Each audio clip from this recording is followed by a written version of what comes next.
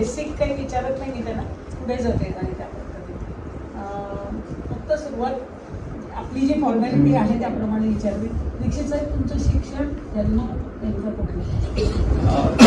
पुण्याचा जन्म आहे 1953, 20 ऑक्टोबर 1953, कोजागिरीची रात्र असून आई सांगत. पुण्याला सदाशिव पेठेमध्ये पूर्ण पुणेरी सदाशिव पेठे आहे. जन्म झालेला एक मला वाटतं वर्षभराने 54-55ला वडिलांचे वडील IB म्हणून इंटेलिजन्स ब्युरो जे आहे गव्हर्नमेंट सेंट्रल गव्हर्नमेंट युनिव्हर्सिटी म्हणून रिटायर झाले. त्याच्या आधी ते स्टेट पोलीसला होते. त्यांचे माहीमला भरती आली, त्यावेळेला ते इन्स्पेक्टर होते. आणि आम्ही इथे नाशिकला 58 साली आलो. मुंबई नाही म्हणून 58 साली ओल्ड आग्रा रोडची स्टेट बँक आहे, त्या आग्रा रोडच्या समोर श्रीकांत कुंज म्हणून चिपळूण ब्राह्मण संघाचा जो बंगला आहे तिथे आम्ही राहतो. त्याचे मालक होते, बलवाळ नसल्यामुळे त्यांनी तो त्या चिपळूणला दान होता. तिथे आम्ही 58 ते 64 म्हणजे माझं जी पहिली आहे ती आदर्श कॉलेज निर्माण तिथं सुरू आहे त्याच्यामध्ये. आणि नंतर आम्ही 64 साली जुन्या पंडित कॉलेज बंगला बांधला, पण रिटायर्ड झाले त्यावेळेला.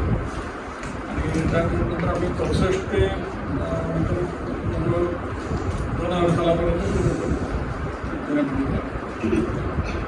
मीनवाईल मी 83 ते 89 शिक्षण झालं. न्यू स्कूलला मी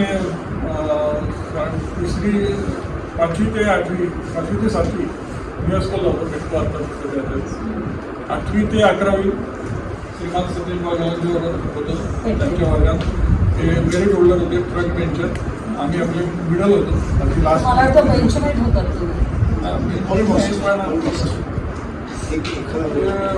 फारच हुशार होते.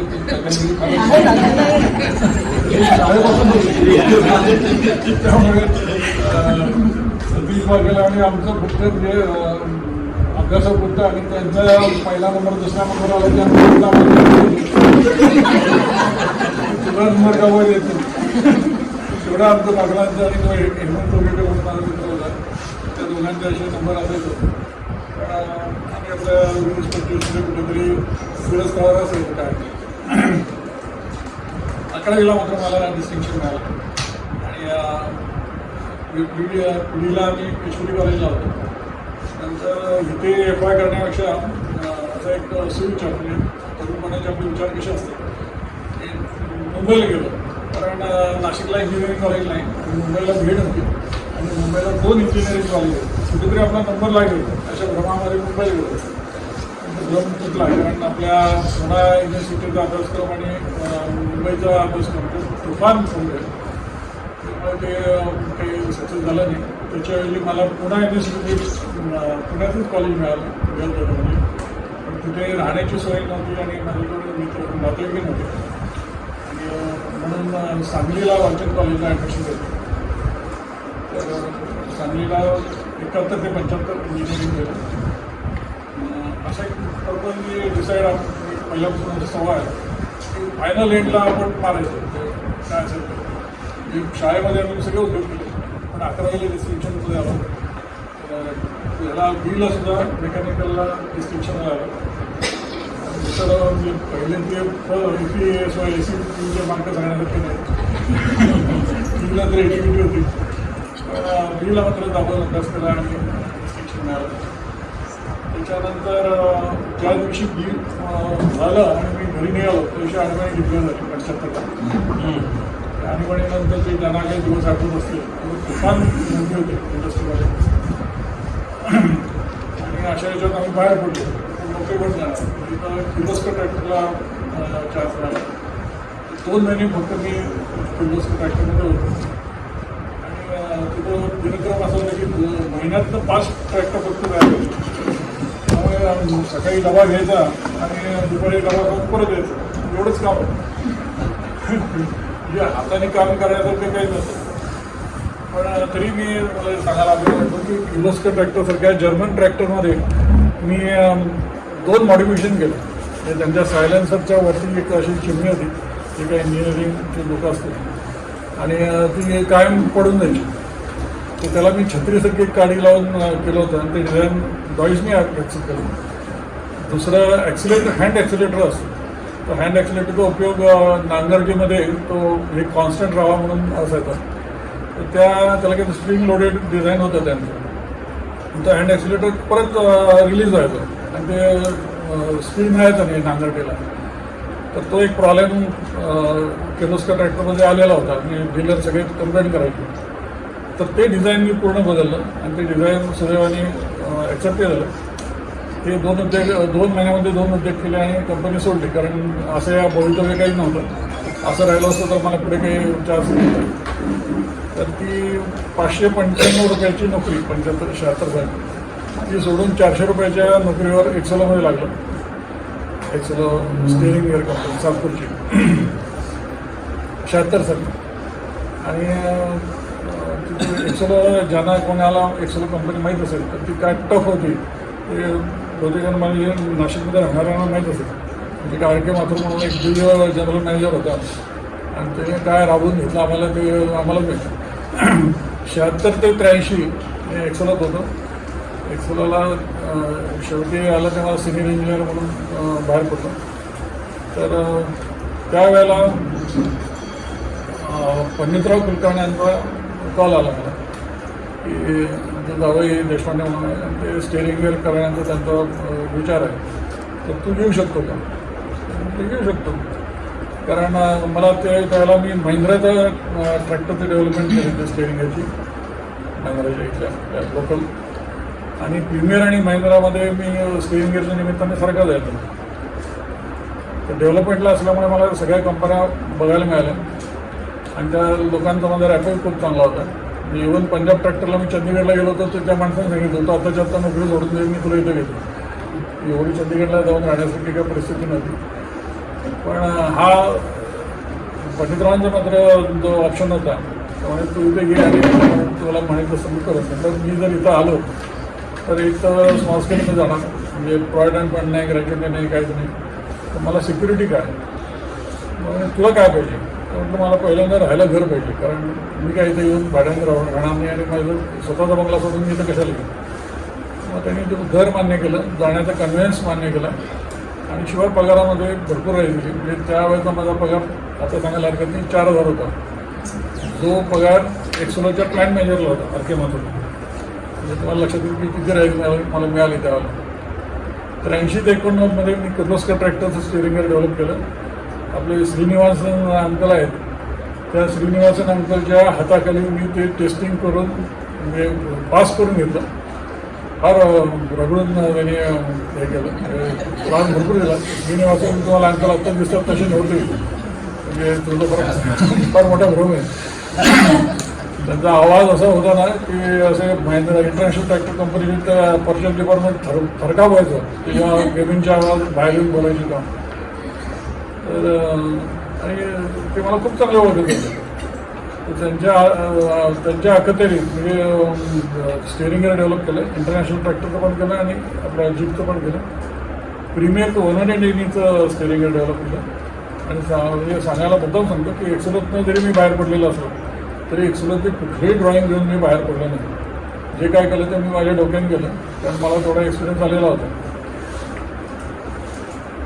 तर ते 19 साल्यापर्यंत तिथं होतं आणि एक आयुष्यातला टर्निंग पॉईंट म्हणतात तसा एक दिवस असा आला की आम्हाला माहीत नसताना एक इंटरनॅशनल एशिया अवॉर्ड म्हणून अवॉर्ड मिळाला. कदाचित पंडितरावांनी सांगितलं असेल किंवा काय कनेक्शन असेल माहीत नाही.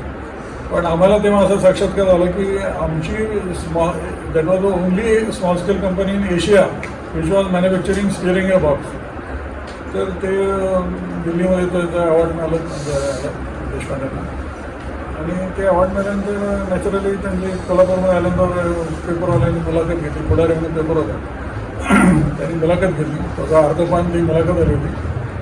आणि ते जे काय मी जे काय उद्योग केले ते सगळे त्यांनी स्वतःचे नॅचरली ते ओनर होते त्यामुळे ते सांगणार.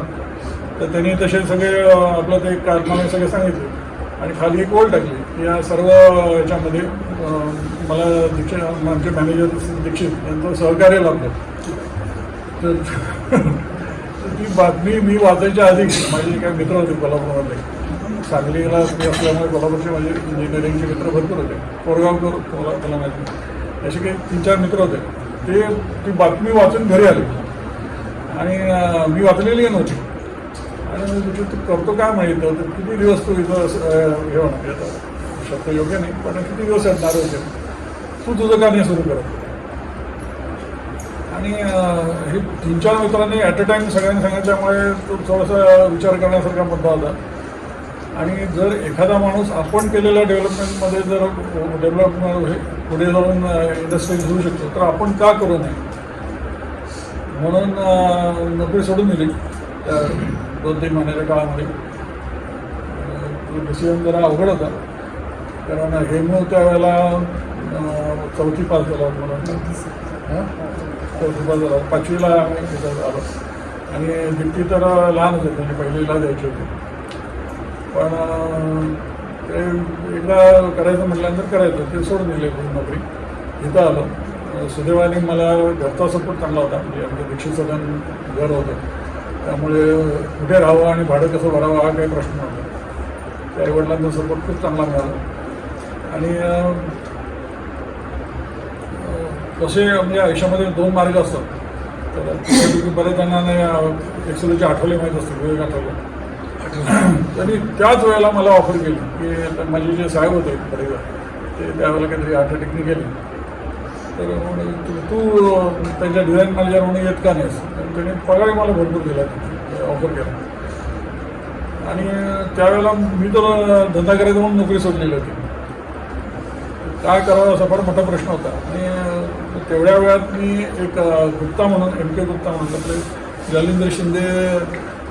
माझ्या आयुष्यात असं आहे की माझं बालपण सगळं सतीश बागालच्या साक्षीने झालं. आणि माझ्या इंडस्ट्रीची किंवा करिअरची जी डेव्हलपमेंट आहे ती सगळ्या जालिंदर शिंदेच्या साक्षीने झालेली. म्हणजे त्यांनी बघितलेलं आहे मी कसं ते स्कूटरवर मटेरियल घेऊन यायचं. तर ती गुप्ता म्हणून एक परचेस मॅनेजर होते आणि ते मला किर्लोस्कर ट्रॅक्टरपासून ओळखत होते. आणि किर्लोस्कर ट्रॅक्टर मी जे काय उद्योग केले होते ते त्यांना माहीत होतं. मी सहज आठवलेंची ऑफर स्वीकारायच्या आधी त्यांच्याकडे गेलो. मुकेश म्हणलं मी असं काहीतरी धंदा करायचा म्हणतो, तर तो काय मदत करू शकशील का. तर काय प्रॉब्लेम नाही मॅडम. आणि त्याच्यात ते होकारायचं आणि असं करून मला एक ड्रॉईंगचा गटावेला एक ड्रॉईंग दिलं, एक सॅम्पल दिलं कास्टिंगचं, मोठं पॅकेट माहिती आहे. आणि म्हणजे आपलं एवढं ड्रॉईंगचा गठ्ठा बघितल्यानंतर मला वाटलं आता आपण काय म्हणजे आसमान ठेवणार, एवढं आपल्याला ऑर्डर मिळणार, एवढे म्हणून आल्यानंतर बघितलं तर ते ड्रॉईंगच्या सगळं जरी करता येत असलं तरी प्रॉफिट मिळण्याच्या दृष्टीने त्याच्यातले फार कमी ड्रॉईंग शिल्लक होते. आणि ते सगळे ड्रॉईंगचा गठ्ठा सोडून फक्त मला ते मोठं पॅकेट त्यांनी जे दिली होती कास्टिंग सॅम्पल, त्याच्यावर मी कॉन्सन्ट्रेट केलं. आणि ती सॅम्पल घेऊन कोल्हापूरला गेली. कोल्हापूरच्या फाउंड्रीमध्ये जे इंजिनिअरिंगमध्ये त्यांना काय तिथे कसं खासियत आहे की आहे या सॅम्पलवरून तुम्हाला कास्टिंग काढता येते. त्याला बाजूने पुठ्ठा चिटकवतात पॅटर्न आणि तोच पॅटर्न म्हणून वापरतात. तर असला उद्योग करून मी 25 कास्टिंग काढलं. आणि ते लेथ मशीनवर माझं काय तिथं त्यावेळेला हातातलं होतं, त्यामुळे फिक्चर वगैरे केलं. आणि एक 15 दिवसामध्ये मी 25 कास्टिंगची मशिनिंग करून क्रॉम्प्टनमध्ये आलो. गंमत म्हणजे ऑक्ट्रेसतून आलो. क्रॉम्प्टनमध्ये अशी पद्धत होती की ऑक्ट्रेसची रिसिट असल्याशिवाय मटेरियल जात घ्यायचं नाही. आणि त्याला म्हटलं तर आपलं काय पकडलं जातं की काय म्हणतं. ते मुकेश कुमार तर चांगले होते, त्यांनी एक रिक्षा सांगितली. तो रिक्षावाला गाडीवरच्या ऑक्टर टाकायला गेला, कंपनीने ऑक्टर भरला आणि मग ते आतमध्ये आलं. बिल कुठे म्हणजे मला रेट काही माहीत नव्हता, काहीच माहीत नव्हतं, चलन नव्हतं. त्यांनीच काहीतरी एक चलन दिलं कोणाच्या तर दुसऱ्या कंपनीचं मागलं तिथे आणि ते मटेरियल आतमध्ये घेतलं. आणि त्यांनी तो या बसा वगैरे झालं, ते मटेरियल चेकिंगला दिलं. लंच टाईम होईसपर्यंत ते मटेरियल चेकिंग करून त्याचा रिपोर्ट आला, ते सगळे ओके झाले. मांडवगड म्हणून सूत्र होतं त्यांना माहिती. आणि ते सगळे ओके झाले म्हणल्यावर तो गुप्ताच्या चेहऱ्यावरचे जे भाव बदलले ते मला अजून आठवत आहे की तो एवढा उडाला की आणि दीक्षित एक काम करते क्या रॉय साहब से मिलने जाते. तो कौन रहा था, प्लान मॅनेजर. तर त्यावेळेला CEO का प्लान मॅनेजर होतो, बरोबर ना. तर मला कळलं नाही की ते क्लायंट मॅनेजरला भेटून म्हणजे मला इकडं परचेस ऑर्डर मिळणार की नाही, हे मिळणार काय, धंदा मिळणार की नाही, ह्याचं मला जी डोक्यात काळजी होती. क्लायंट मॅनेजरला भेटून काय करायचं मला काय समजेना.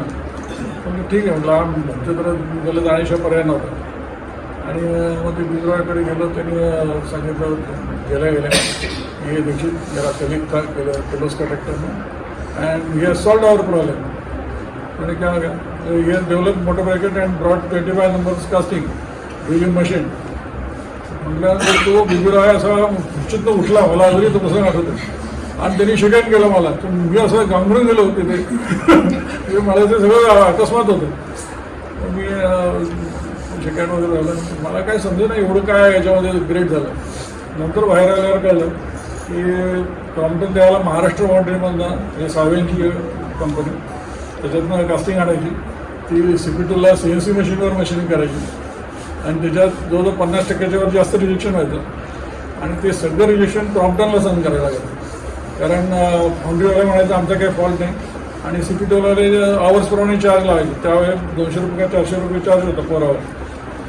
त्यामुळे आणि त्याच्यामुळे ब्रेकरचं प्रोडक्शन कमी व्हायचं. हे झाल्यानंतर मी हे मला काय गोष्टी नंतर समजल्या जेव्हा ऑर्डर दिली तेव्हा. तर गंमत अशी झाली की त्याची किंमत किती सांगायची हे मला कळलं नाही. तर मी पहिल्यांदा काहीतरी कमी किंमत सांगितली. तर तो मुकेश म्हणाला, अरे तुम्हाला होमवर्क जरा ठीक नाही लागला, पण जरा बरोबर किंमत लागला कुठचं गडबड आहे. जाणीनंतर ते समोर सांगतात. आणि असं करून ते काहीतरी 255ला वगैरे असं ती किंमत त्यांनी सांगितली, तुम्ही टाकून द्या म्हणजे काय हरकत नाही. आणि माझा प्रोडक्शन कॉस्ट मिळतं शिंदेला सांगायला हरकत नाही की त्यावेळेला 100 रुपयाच्या वरून होतं. आणि 250 मिळाल्यानंतर म्हणजे संपला विषय. 100 जरी मिळाले तरी आपल्याला महिन्याला आपलं झालं पगारापेक्षा जास्त पैसे मिळायला मुश्किल झालं. अशा यांनी ती ऑर्डर घेतली. ते सुरू होईल. कोल्हापूरहून म्हणजे कोल्हापूरला मी चक्र मारायचो बऱ्याच. कोल्हापूरचं एक सगळ्यांना सांगायला हरकत नाही की ती सिटी जशी आहे ना त्याला उद्यमशीलता म्हणतात.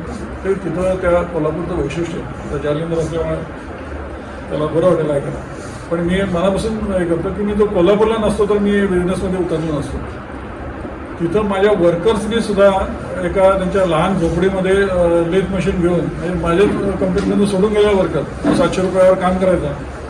तो माझंच काम घेऊन महिन्याला 2-2.5 रुपये कमायला लागला आणि मीच त्याला पैसे द्यायचो. तर हे तिथं जी उद्यमशीलता आहे ना ती दुसरीकडे कुठे तुम्हाला सापडणार नाही. हां नाही कुठेच नाही आहे. म्हणजे महात्मा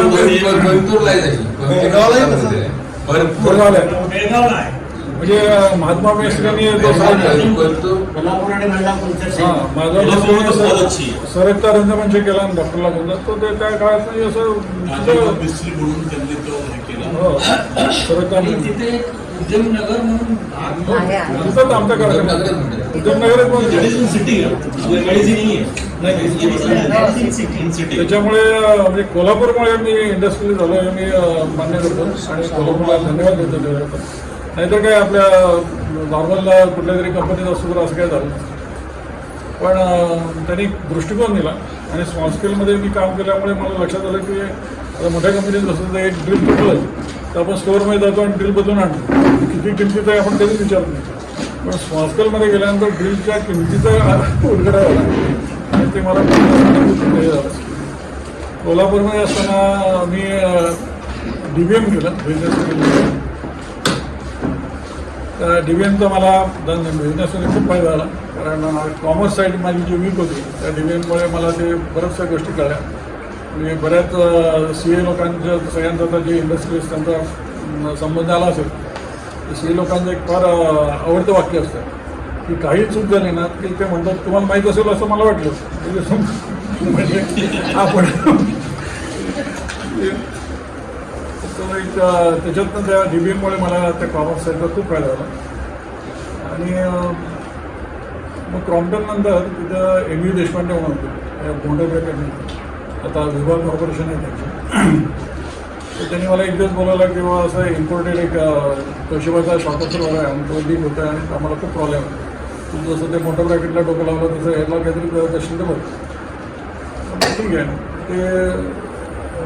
ते मी 8-15 दिवसामध्ये डेव्हलप केला. त्याचं डिझाईन बदललं पूर्ण आणि त्यांना दिलं तर जरा भीती वाटत होती की बाबा आपलं डिझाईन कॉन्सर्नमध्ये कसं काय चालत. पण त्यांनी सगळ्या टेस्ट घेतल्या, सगळ्या टेस्टमध्ये तो एकदम बसलाच चालला. ते तोशिबा विषय चांगला झाला आणि ते डिझाईन ॲक्सेप्ट केलं. जे झाल्यानंतर त्या कॉन्फरन्सला होती की नाही, जी व्हॅल्यू इंजिनिअरिंग कॉन्फरन्स 2006 साली झाली, त्याला अवॉर्ड घेणारा सप्लायरमध्ये मी एकटा होतो. तर कारण त्याच्यामध्ये कॉस्ट रिडक्शन खूप झालं. तर गोरेगावला काय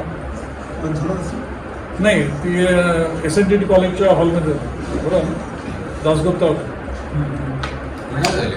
हां नाही नाही, मुंबईला.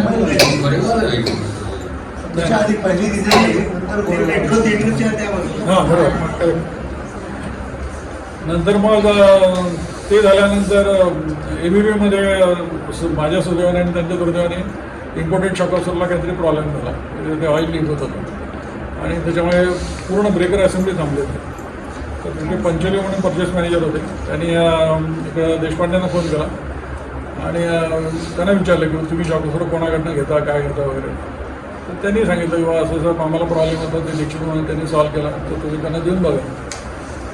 मग ते पंचोलीत मला फोन आला की माझ्या होतं हिंदी UPचा भैया होता.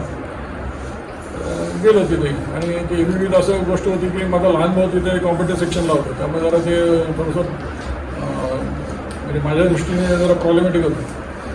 पण त्यांनी बोलवलं आणि तसं ते दिला आणि लीक हो रहा है, इसमें कुछ कर सकते क्या. म्हणजे हमारे आदमी तो इसको ओपन भी नहीं कर सकते, म्हणजे कापल्याशिवाय ओपनही करता येत नाही, तुम देखो काय कर सकते.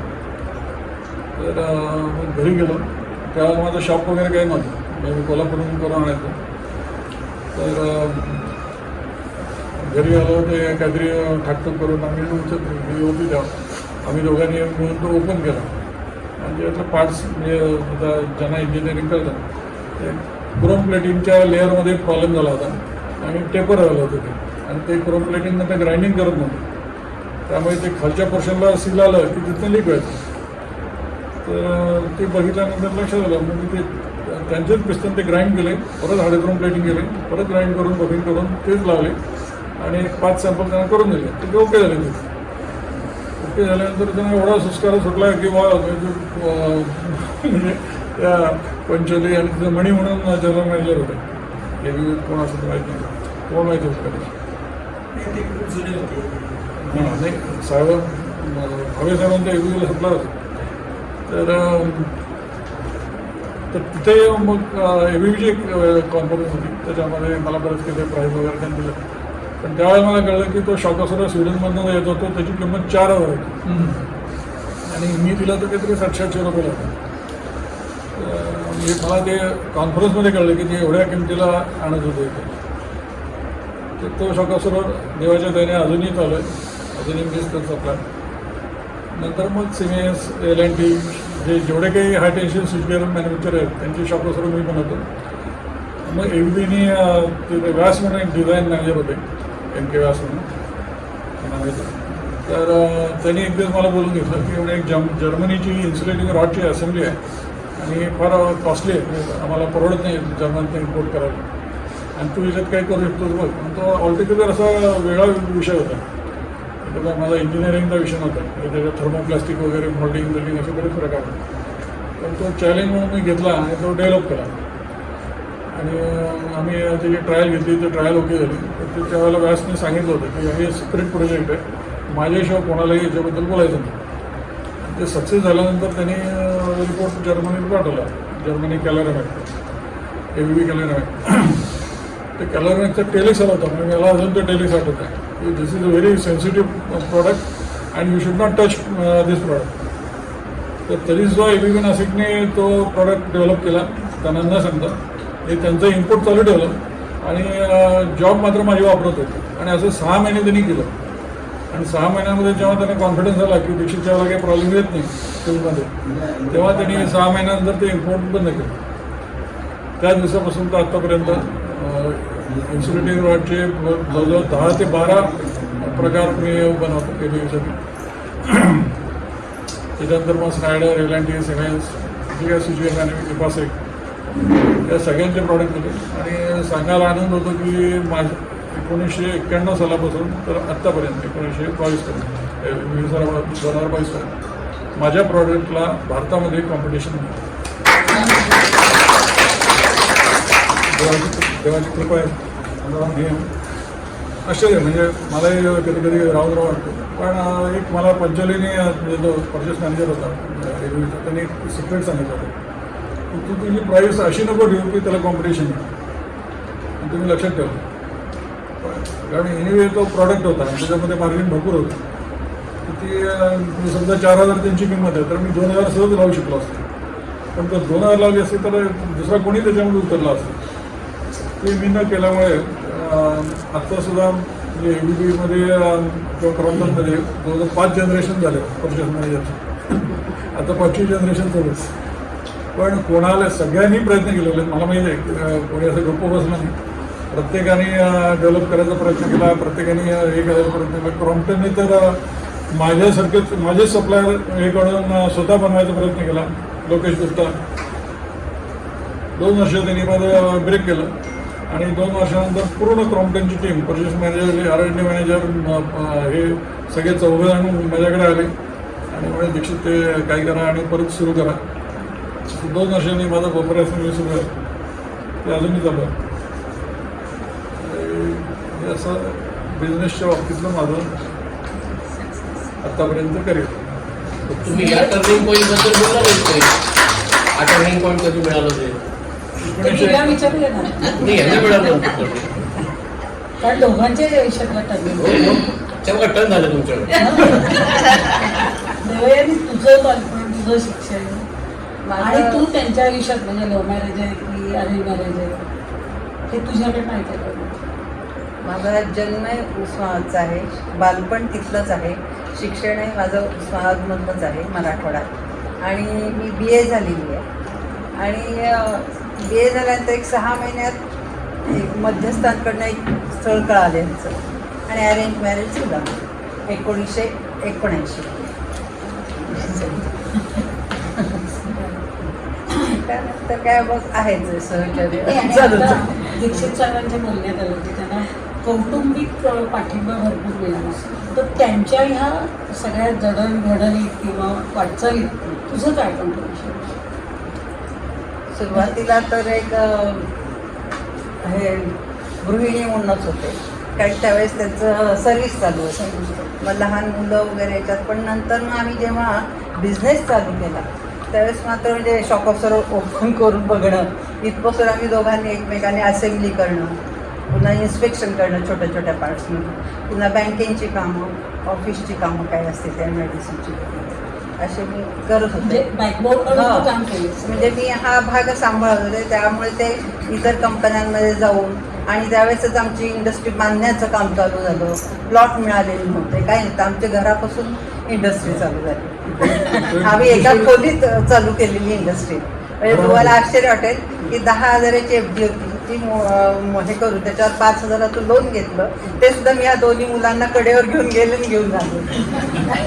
म्हणजे त्याच्यावर आम्ही चालू केलेलं आहे. त्यामुळे ते खूपच छोट्या प्रमाणात याच्यामध्ये एक आठवलं की गुप्ताने विचारलं तुझा कारखाना कुठे आहे? माझा कारखानाच नव्हता म्हणजे नजीकच्या भविष्यकाळात होण्यासारखंही नव्हतं. तर काय करेल आणि तुमच्या कंपनीत ट्रेनिंग चालायचं नाही. पण माझी अशी एकमेव कंपनी होती की ज्याचा कारखाना अस्तित्वात नव्हता पण मला व्हेंडर कोड मिळाला. नाही, पण यात ना ABB, क्रॉम्प्टन सगळ्या लोकांनी आम्हाला खूप सहकार्य केलं. तसं म्हणजे त्यांनी पण आम्हाला बरंच सांभाळून घेतलं सुरुवातीच्या काळात. म्हणजे असं किंवा इंडस्ट्री पाहिजे त्यांना वाटत होतं, पण ते होईपर्यंत 2-3 वर्ष गेले पाहिजे सगळं बांधकाम किंवा प्लॉट. त्या गुप्ताना असं क्वालिटी कंट्रोलचे वगैरे लोक विचारायचे किंवा आम्हाला व्हिजिट करायचं आहे, ते सगळं त्यांचं काय म्हणतात ऑडिट करायचं आहे. तर त्यांनी सरळ सांगितलं तुम्हाला ऑडिट करायचं आहे का प्रॉडक्ट पाहिजे, काय पाहिजे? प्रॉडक्ट पाहिजे हे इतकी आवश्यक नेसेसिटी होती की त्यांनी सगळ्या बाकीच्या गोष्टीला फाटा मारला. आणि जवळजवळ 3 ते 4 वर्ष माझी इंडस्ट्रीच अस्तित्वात नव्हती, म्हणजे पेपरवर होते. पण क्रॉम्प्टनमध्ये हे असं एकमेव उदाहरण आहे की ज्याची इंडस्ट्री नसताना सप्लाय सुरू होतं. बिगेस्ट सक्सेस दीक्षित साहेबांनी सांगितलं त्यात त्यांच्या आणि माझ्या ह्याच्यात थोडंसं साम्य आहे बरं का. आता काय सांगू, 5वी ते 7वी ते न्यू हाय स्कूलमध्ये होतो, मी पण 5वी ते 7वी न्यू हाय स्कूलमध्ये. 8वी ते 11वी ते पेठे स्कूलमध्ये होतो, मी पण 8वी ते पेठे स्कूलमध्ये होतो. बागल साहेबांसारखा माझा पहिला नंबरवाला शेजारी होता. नेहमीप्रमाणे 25, 30, 35 वर्षांसारखा असायचो. फक्त फरक असा होता की हे जसं म्हणाले की सगळ्यात शेवटी मी मारून मोकळा व्हायचो एकदम जोरात. म्हणजे T20 सारखं शेवटची ओव्हरमध्ये दणकून मारायचे. मी पण दणकून मारायचो, पण पास व्हायचो होतो. त्याचा माझं पास व्हायचो. तुमचं आपण बरंचसं यांचं कौटुंबिक बघितलं. आपके ऊपर इल्जाम है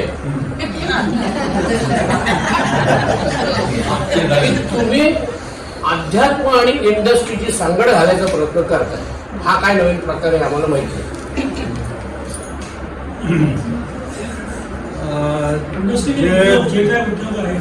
म्हणजे उद्योग नाही म्हणत नाही, ते ज्याला वेगळंच वाटेल काय इंडस्ट्री म्हणतो म्हणून नाही, म्हणून अध्यात्म म्हणतो ना. अध्यात्म इंडस्ट्री सांगत हा त्याचाच येतं अध्यात्म आणि इंडस्ट्री.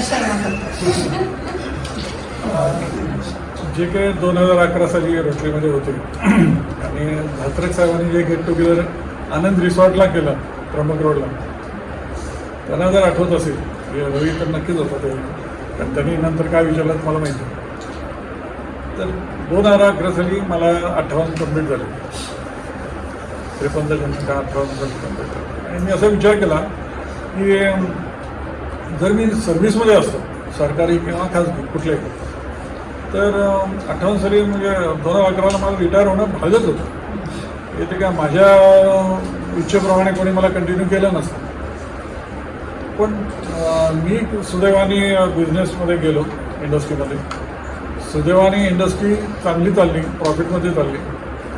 आणि ती प्रॉफिटमध्ये चालू असताना मी मुळात धडधाकट राहिलो, काही न होता.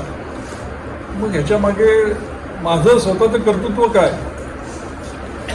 हे मी करू शकतो का, हा मला त्यावेळेला प्रश्न पडला. कारण माझ्याबरोबरचे जवळजवळ सगळे लोक रिटायर होऊन घरी बसले आणि काही लोकांनी माझ्यावर जे कारखाने सुरू केले त्यांचे कारखाने चालले नाहीत म्हणून तेही घरी बसले होते. मग म्हटलं हे जे काय आपलं सक्सेस आहे त्याच्यामध्ये माझा वाटा स्वतःचा किती आहे याच्यामध्ये, असं मला बेसिकली जरा थोडीशी चिंतनाची सवय असल्यामुळे मला असं स्वतः वाटायला लागली की आपलं हे असं जे चाललेलं आहे ते काही माझ्यासाठी चाललेलं नाही. आणि त्यावेळेला आम्ही दोघांनी असं डिसिजन घेतला, मुलंही होती, हे समोरच आहे, चौघांनी मिळून आम्ही असा डिसिजन घेतला की याच्या पुढे 2011 नंतर कंपनीमध्ये जो काही प्रॉफिट होईल तो आमचा वैयक्तिक खर्च वजा जाता, म्हणजे अगदी लक्झरियस, मर्सिडीज घेण्यापासून जे काय असेल तो वजा जातो. जो काही प्रॉफिट उरतो आहे तो समाजकार्यासाठी द्यायचा. समाजकार्य म्हणजे मी सदस्यवाद करत असल्यामुळे, गीता ज्ञानेश्वरीचं आम्ही काम करत असल्यामुळे ते एक आउटलेट ऑलरेडी तयार होतं. तर त्याच्यासाठी आम्ही तो प्रॉफिट वापरला. आणि हे मी पब्लिकली त्यावेळेला मुद्दाम डिक्लेअर केलं, कारण कोणी प्रतिज्ञा करतो ते खाजगीत करतं, म्हणजे मग ते दुसऱ्यांना कळलं नाही कळलं तर प्रश्न येत नाही. पण आता 2011 पासून जे काय बर्डेच माझ्याबरोबर आहेत त्यांनी ते ऐकलेलं आहे. तर 11 पासून ते 22पर्यंत मला ते विचारू शकतात किंवा दीक्षित तुम्ही तेव्हा असं म्हणाले होते आणि आता तुमचा काय उद्योग चालला आहे, तुम्ही तर स्वतःची बिल्डिंग बांधताय, स्वतः असं काय करताय, इकडं काहीच करत नाही, असं आहे का. तर ते तसं नाही आहे, ते निदान बर्डेना तरी माहिती. आणि पहिली काही वर्ष काय करायचं वगैरे असं याच्यामध्ये थोडेसे हे पण तो आमचा जो ज्ञानेश्वरी लहान मुलांना शिकवण्याचा प्रकल्प जो होता त्याच्यामध्ये आम्ही खूप पुढे, जवळजवळ राज्यभरात महाराष्ट्राच्या तो प्रकल्प गेला.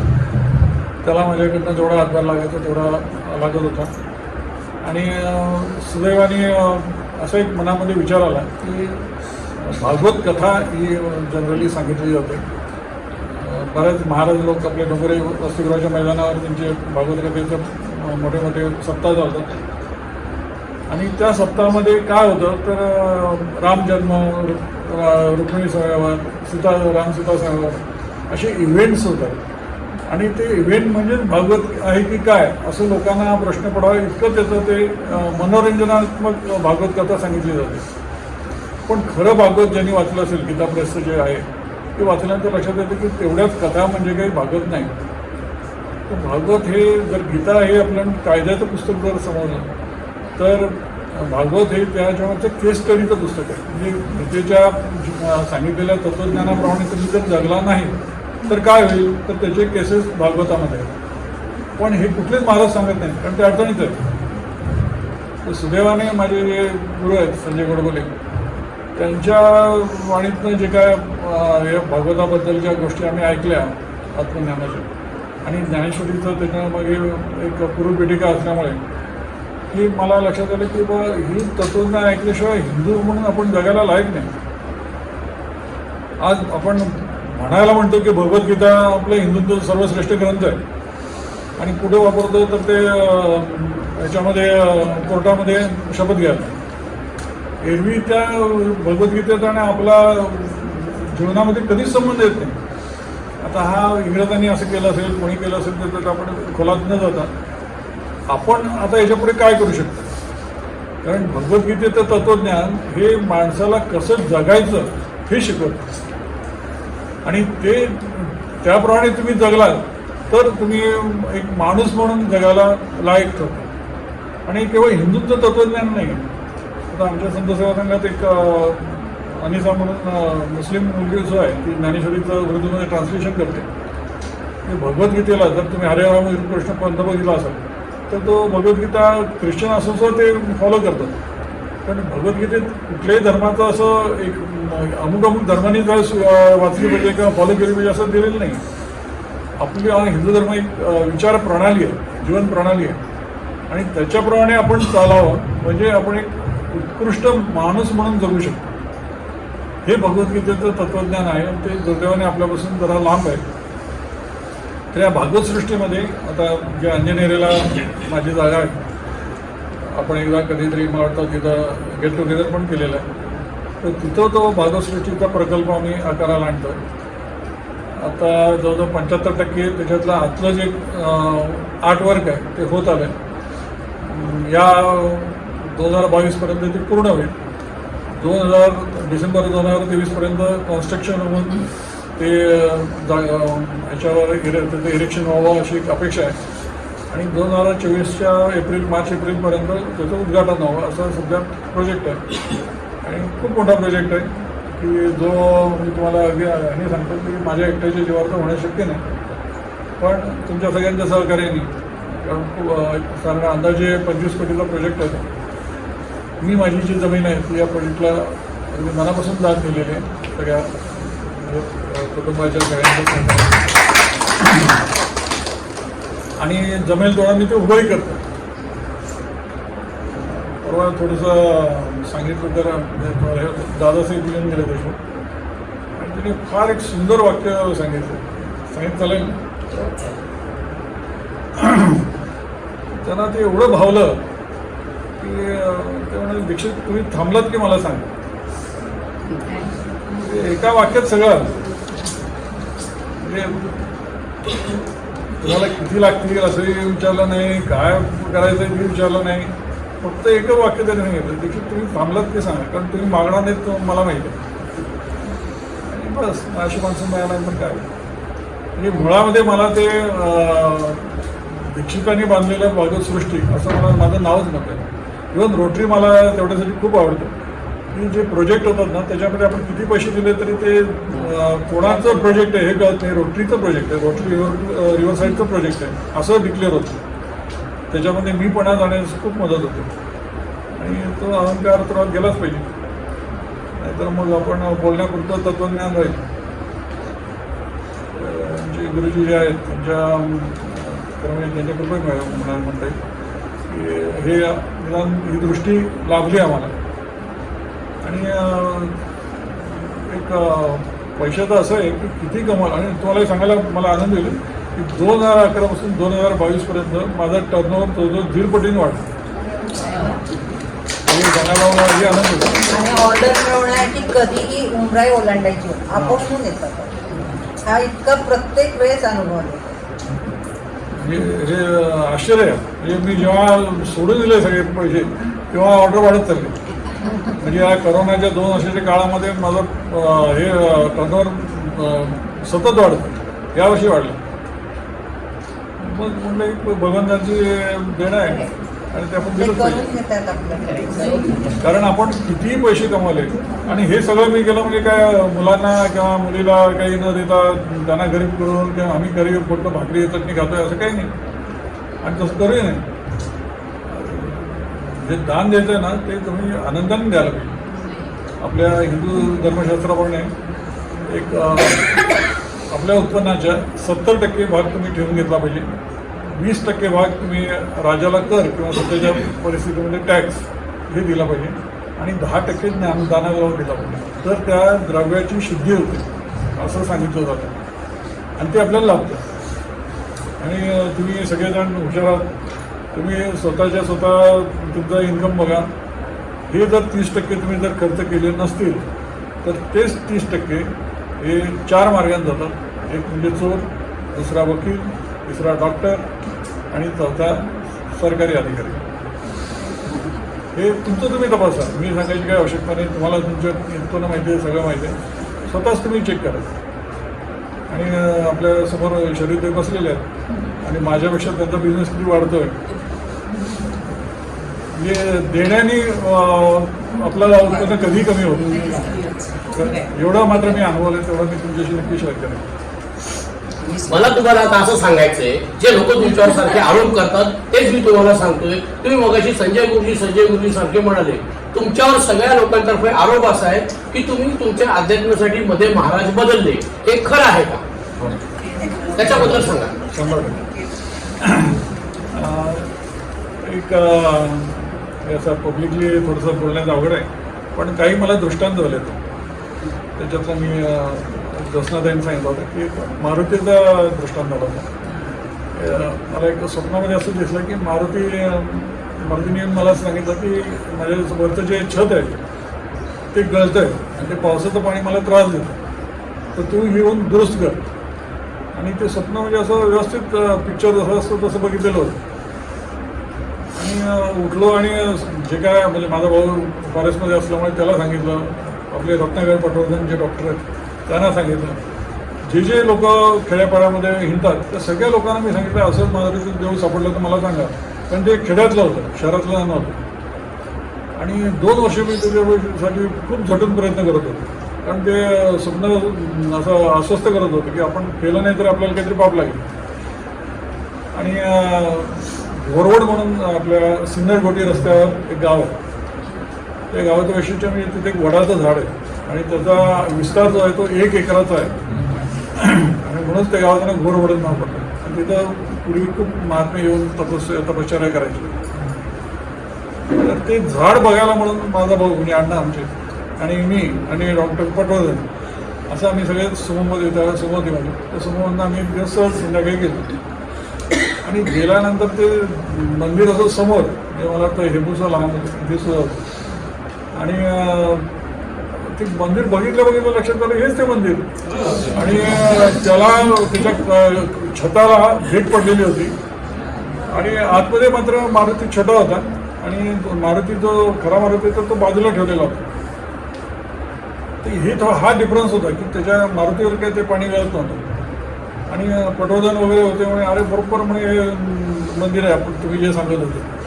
फक्त त्या मारुतीचं काय कळत नव्हतं. मग आम्ही त्या आसपासच्या गावकऱ्यांना बोलवलं आणि त्यांना विचारलं की हे मारुती असं बाजूला का ठेवलं आणि एक छोटा पंचधातूचा मारुती तिथं ठेवलेला होता. तर ते म्हणे काय झालं की या छताची दुरुस्ती आम्ही दरवर्षी करतो, पण काही झालं तरी म्हणे उन्हाळ्यामध्ये त्याला क्रॅक जाते आणि ते पाणी त्या मारुतीवर पडतं. म्हणून आम्ही म्हणे तो मारुती तिथून उचलला आहे आणि बाजूला ठेवला आहे आणि तो पंचधातूचा एक मारुती पूजेसाठी समोर ठेवला.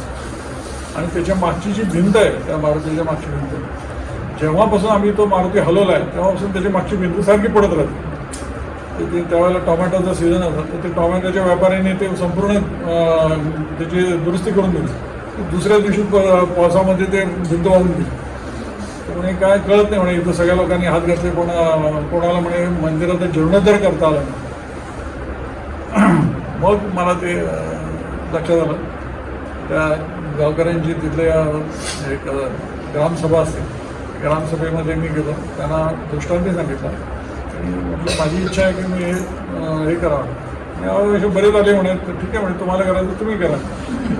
असं त्यांचं काय अप्रोच होतं.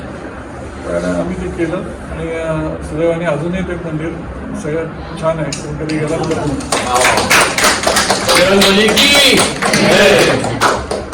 आणि मग अशा काही दृष्टांतामध्ये मला असं वाटायला लागलं की आपलं काहीतरी याच्याशी कनेक्शन असावं. म्हणून एक संजय केर म्हणून माझे ABBमध्ये मित्र होते, त्यांचे वडील स्वामी होते, जनार्दन स्वामी होते. तर मी त्यांना असं विचारत होतो की बाबा असं जर मला प्रॉब्लेम आहे तर कोणाला विचारतो. तर म्हणाले माझे वडील आहेत पण असे, काय तोपर्यंत काही बोलला नव्हता, पण तर मी त्यांना विचारू शकतो. म्हणून मग आम्ही त्या स्वामींकडे गेलो, त्यांना असं विचारलं, पण त्यांनी काय माझ्या दृष्टात काही उत्तर दिलं नाही. पण ठीक आहे, मला थोडीशी अध्यात्माची आवड होती ते ह्याच्यामध्ये आम्ही हे. पण स्वामींकडे जाताना एक कुठलीही गोष्ट करताना, म्हणजे बिझनेस करताना म्हणा, स्वामींकडे जाताना म्हणा, किंवा स्वामींना सोडून संजय गोडबोलेंकडे जाताना आम्ही सगळे फॅमिलीतले चौघजणी त्याच्यावर विचार करतो. आणि मुख्य म्हणजे मुलांना विचारल्याशिवाय आम्ही कुठले डिसिजन घेतो नाही. ते स्वामींकडे जायचं असं नाहीतर या संजय गोडबोलेंकडे जायचं असं, मुलं जर हो म्हणाली तरच आम्ही तिकडे गेलो, नाहीतर गेलो नाही. ते राजी होईपर्यंत आम्ही कुठे इकडे तिकडे गेलो. आणि मग ते साधारण एक 5-8 वर्ष मी त्या स्वामी समर्थांच्या ह्याच्यात होतो, पण मला काही तिथं जास्त मन लागत नव्हतं, कारण माझ्या प्रश्नांची उत्तरं मला तिथे मिळत नव्हती. आणि ते जर काय म्हणतात ना, धरत नाही आणि सोडत नाही असं काहीतरी अवस्था झाली. तर एक दिवशी आम्ही डिसिजन घेतला आणि ते सोडून दिलं. आणि सोडून दिल्यानंतर त्याच दिवशी काहीतरी असं आठवड्याभरामध्ये दीप्तीच्या शाळेमध्ये, रचना हायस्कूलमध्ये पालक शिक्षण सभा होती. आणि गजानन पेंढारकर आले होते. आणि ते म्हणत ते प्रत्येक शाळेमध्ये मनाचे श्लोक घ्यायचे, परीक्षा मनाचे श्लोक बरं. आणि त्या परीक्षेवर ते विकोकडनं प्राईज द्यायचे, म्हणजे काहीतरी पेस्ट वगैरे देत असते. तर आणि हे त्यांनी महाराष्ट्रातल्या सगळ्या शाळांमध्ये सुरू केलं होतं. आणि त्यावेळेला नुकतीच माझी ज्ञानेश्वरी वाचून झाली आणि माझ्या डोक्यात अशी विचार झाली की बाबा जर ज्ञानेश्वरीसारखा ग्रंथ लहान मुलांनी जर वाचला तर त्यांना अध्यात्माचं जाऊ द्या, पण निदान मराठी व्याकरण तर त्यांचं खूप चांगलं आहे. मग हे त्या वयात मुलांना वाचायला दिलं तर काय हे हरकत आहे, आपण याच्यासाठी प्रयत्न का करू नये. म्हणून माझ्या डोक्यात त्यावेळेला विचार होते. त्यांनी स्वामी सुटलेले होते, त्यामुळे सुद्धा डोकं रिकामं होतं. या दृष्टीने माझे विचार चालू होते. आणि तेवढ्यात ही मुलं भेटली संतसेवादांची की आम्ही 6वी ते 9वीच्या शाळांमध्ये ज्ञानेश्वरीचे हे घेतो, परीक्षा घेतो. आणि म्हटलं वेल अँड गुड, जे आपण विचार करतोय ते ऑलरेडी ही लोक करत आहेत, यांना आपण आर्थिक पाठबळ दिलं तर प्रश्न मिटला. म्हणून त्यांना मग त्यांच्याशी आमचं कनेक्शन झालं की असं गमतीशीर की त्यांना म्हटलं तुमचा काही शिबिराचा खर्च असेल एका तर तो सगळा मी देतो. म्हटलं की पानसे साहेब आलेले नाही, तर आधी तिचा आपण डान्स ठेवायचा पहिल्या शिबिरामध्ये. कोणी आहे का त्यावेळी? हां. तर आणि त्याने म्हटलं की तुम्हाला लागत असेल तर पैसे मी देतो. की त्यांनी बरेच आडेवेळे घेतले. मला काही लक्षात येईल ना, म्हटलं आपण असं गोलमाल जे बोललो की जेवढा खर्च येईल तेवढा देऊ. म्हणजे आपल्याला किती खर्च सांगतात आणि काय सांगतात आपण अडकलो शब्दामध्ये. म्हणून मी जरा थोडंसं टरकले होतो. ते आपल्याला फार मागं प्रकरण जाणार. त्यांचे ते संजय गुरुजी आले आणि ते परत बोलणं झालं सगळं, पण ते मूळ मुद्द्यावर काही येणं. शेवटी मी त्यांना अस्वस्थ होऊन विचारलं, म्हटलं ते सगळं ठीक आहे पण किती पैसे द्यायचे ते सांगा ना. तर ती म्हणाले विषय असं आहे की यावर्षी तिकडनं पैसे घेतले नाही तर चालतील. हा बुमरँग एवढा जोरात होता की 1-2 मिनटं मी असं स्तब्ध झालो की आपल्या मनात विचार काय आहेत आणि समोरचा काय सांगतात.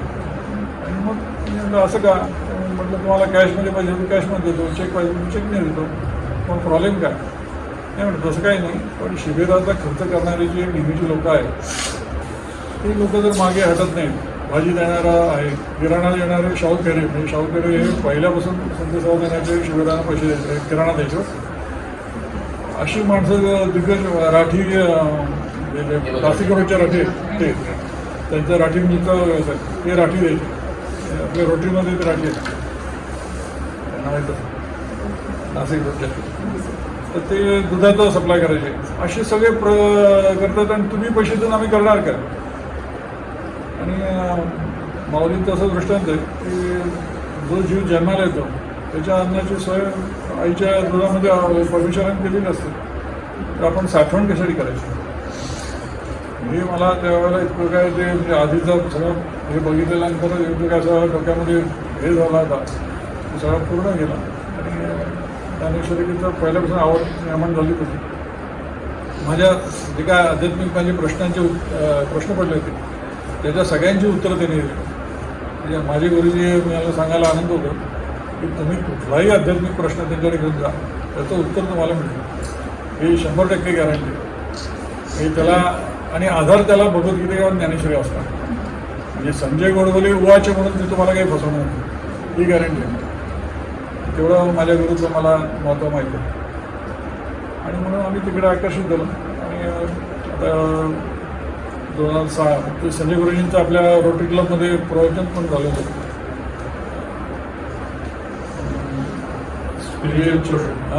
स्पिरिच्युअल पोर्शन हां स्पिरिच्युअल क्वेश्चन याच्यावर त्यांचं प्रवचन झालं होतं. आणि म्हणून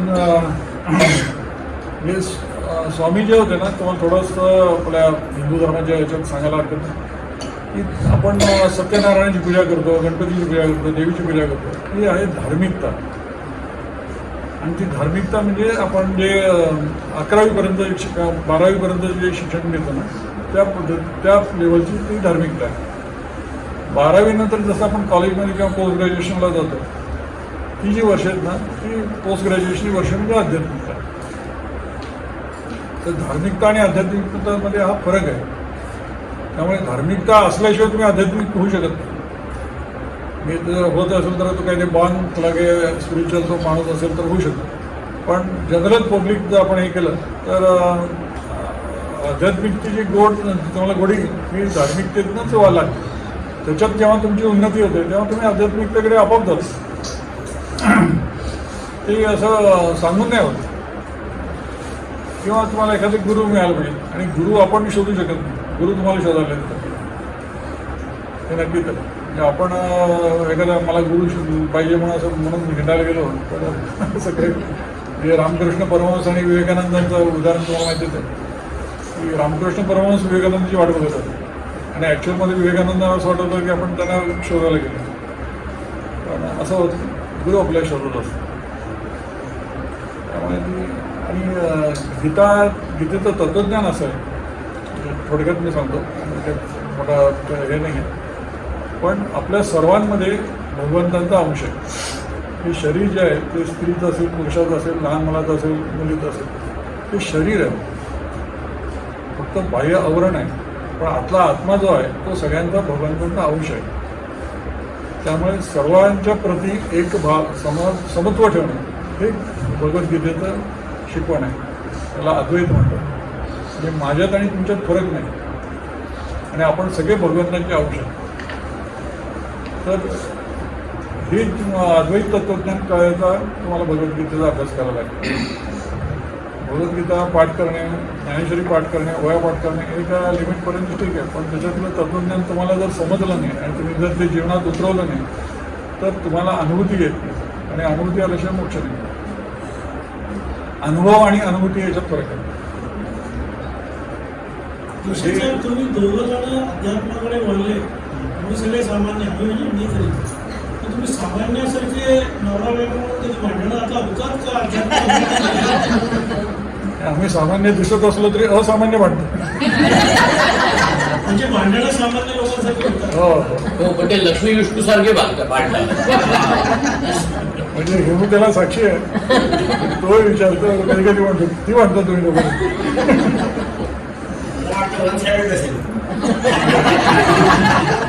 एकट्याशी भांडलेली का कधी? कुलकर्णीशी भांडलेली का कधी? हे माझं भांडण झालं असं रोटीमध्ये कोणी नाही.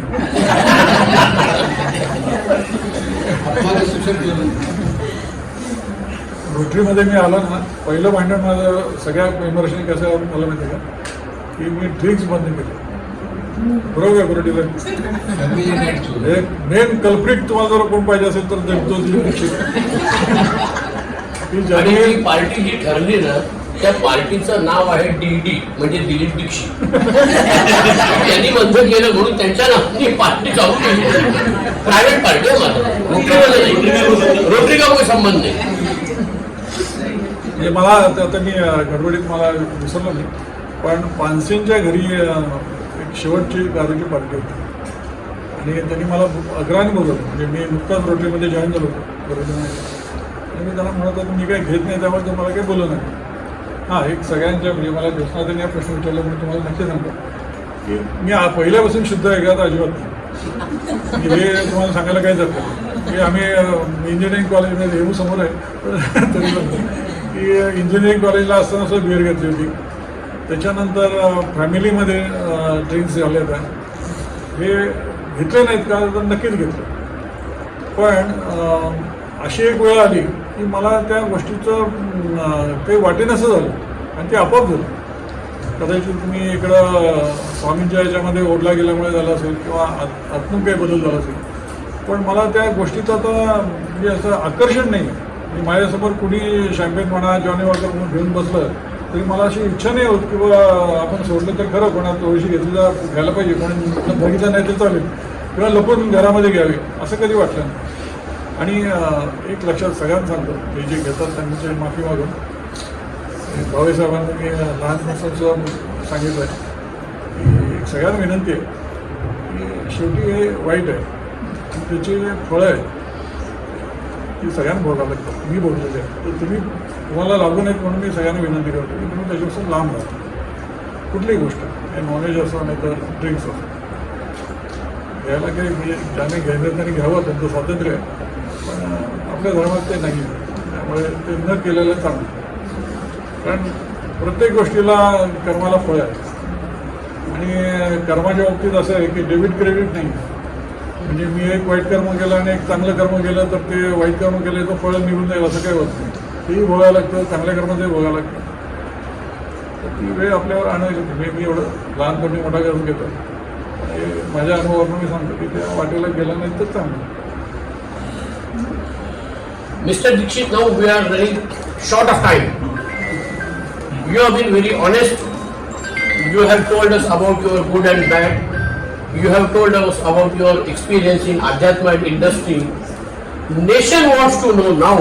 देश पूछना चाहता है, देश जानना चाहता है कि after having all this experience with yourself, with your wife and your family and as a Rotary family, what do you suggest to our nation?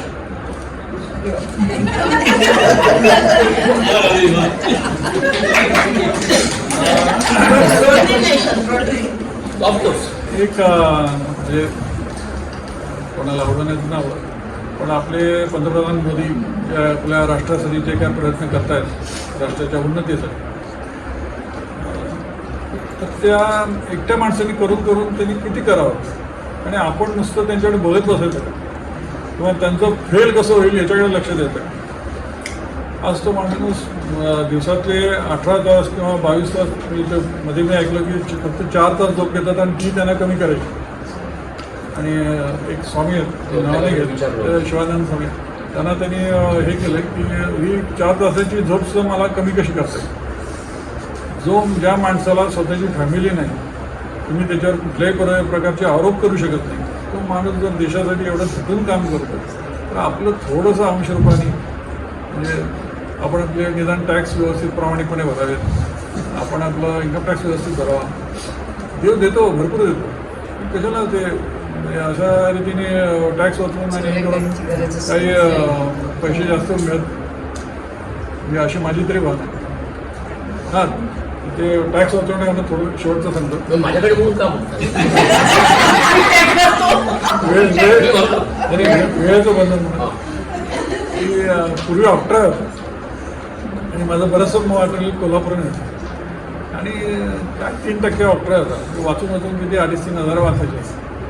त्या ट्रक मालकाचा फोन यायचा की साहेब म्हणे ते ॲडजस्टमेंट केली तर 50% आपली गाडी सुटू शकते काय करायचं.